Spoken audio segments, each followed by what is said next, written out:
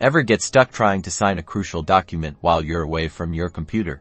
Today, I'll show you how to seamlessly sign DocuSign documents right from your phone in just a few simple steps. First, open the email containing the DocuSign document that needs your signature. It will typically come from DocuSign and have a subject line indicating a document is awaiting your signature.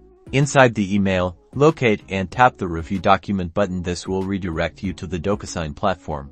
Now, you'll be prompted to review the document. A yellow banner usually appears at the top, guiding you through the signing process. Tap the Start button. This will navigate you to the first field that requires your action. This button is usually brightly colored to make it stand out.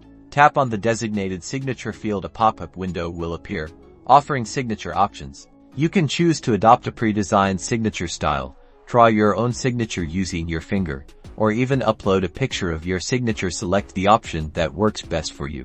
Once you're satisfied with your signature, tap the Adopt and Sign button, then tap the Next button to move to the next required field. Continue filling out any required fields following the prompts. Once you've completed all required fields, tap the Finish button.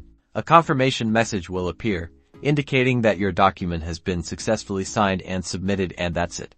You've successfully signed a DocuSign document on your phone.